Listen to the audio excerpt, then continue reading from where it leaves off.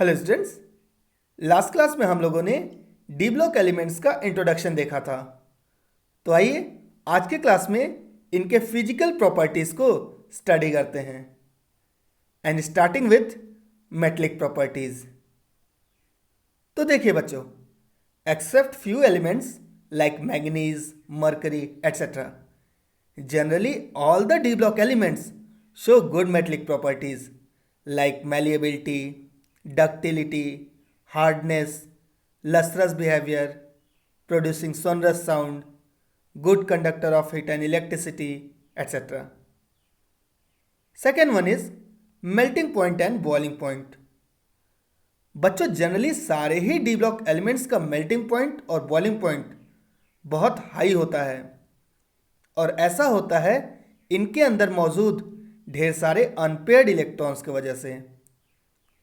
Actual में होता क्या है ना, जैसा कि हम लोग जानते हैं कि किसी भी सब्सटेंस का मेल्टिंग पॉइंट या फिर बॉइलिंग पॉइंट डिपेंड करता है उनके अंदर के पार्टिकल्स के बीच के फोर्स ऑफ अट्रैक्शन पर, दैट मीन्स बॉन्डिंग पर।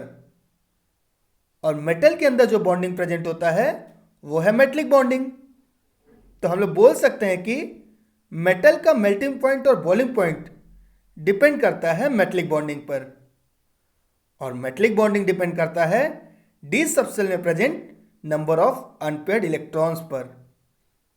तो अगर तीनों टर्म्स को कोरिलेट करें तो हम लोग बोल सकते हैं कि डी सबसेल में नंबर ऑफ अनपेयर्ड इलेक्ट्रॉन्स जितना ज़्यादा होगा, मेटलिक बॉन्डिंग उतना ही स्ट्रांग होगा, और मेटलिक बॉन्डिंग जितना स्ट्रांग होगा, मेटल का मेल्टिंग पॉइंट और बॉइलिंग पॉइंट उतना ही हाई होगा।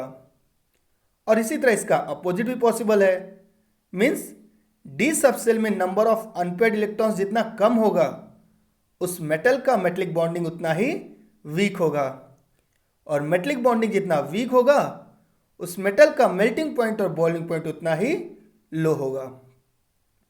तो आइए इसी कॉन्सेप्ट को 3D सीरीज के एलिमेंट्स पर अप्लाई करते हैं। तो देखिए बच्चों, this is our 3D series starting with scandium, जिसका इलेक्ट्रॉनिक कॉन्फ़िगरेशन होता है ऑर्गन 4s2 3d1। मीन्स इस केस में डी सबसेल में एक अनपेयर्ड इलेक्ट्रॉन प्रेजेंट होता है, और उसके बाद जैसे ही हम लोग 3D सीरीज में लेफ्ट टू राइट मूव करेंगे, मीन्स टाइटेनियम, वेनेडियम, क्रोमियम या फिर मैंगनीज के तरफ, तो डी सबसेल में नंबर ऑफ अनपेयर्ड इलेक्ट्रॉन्स एक एक करके बढ़ने लगता है, और मैंगनीज पर जाके मैक्सिमम हो जाता है, दैट इज 5 अनपेयर्ड इलेक्ट्रॉन्स। लेकिन उसके बाद जैसे ही हम लोग आयरन, कोबाल्ट, निकेल, कॉपर और जिंक की तरफ बढ़ेंगे, तो इलेक्ट्रॉन्स डी सबसेल में 1 बाय 1 पेयर होना स्टार्ट कर देते हैं, जिसके कारण number of unpaired electrons 1 by 1 decrease होने लगता है। तो बच्चों हम लोग लिख सकते हैं कि when we move left to right in D block, number of unpaired electrons first increases and goes maximum up to manganese and then decreases. और इसी कारण अगर हम लोग 3D सीरीज के एलिमेंट्स के लिए मेल्टिंग पॉइंट और बॉइलिंग पॉइंट का ग्राफ प्लॉट करें, तो वहां पर भी हम लोग यही एक्सपेक्ट करेंगे कि ग्राफ पहले इंक्रीज होगा, फिर मैंगनीज तक मैक्सिमम हो जाएगा, और उसके बाद डिक्रीज होने लगेगा, लाइक दिस। यहां पर जो मैक्सिमम पॉइंट है वो हम लोग सोचते हैं कि मैंगनीज का मेल्टिंग पॉइंट होगा, लेकिन एक्चुअल में ऐसा नहीं होता।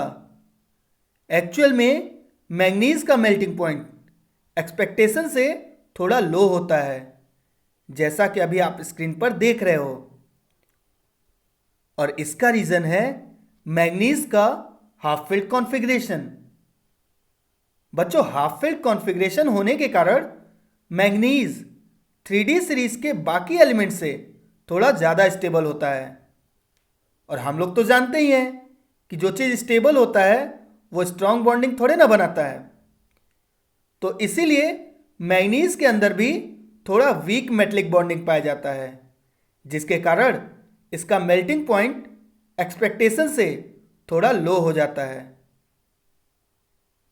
अगला प्रॉपर्टी है इंथैल्पी ऑफ एटमाइजेशन।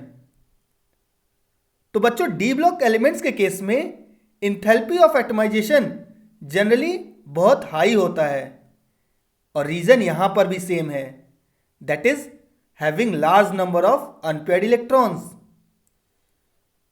मेटल के केस में just like melting point and boiling point, enthalpy of atomisation भी मेटलिक बॉन्डिंग पर डिपेंड करता है, जो कि डिपेंड करता है डी सबसेल में present number of unpaired electrons पर। तो जैसा कि हम लोग जानते ही हैं कि डी ब्लॉक एलिमेंट्स के पास ढेर सारे अनपेयर्ड इलेक्ट्रॉन्स होते हैं, जिसके कारण इनका मेटलिक बॉन्डिंग थोड़ा स्ट्रांग होता है और मेटलिक बॉन्डिंग स्ट्रांग होने के कारण इनका इंथैल्पी ऑफ एटमाइजेशन भी हाई होता है।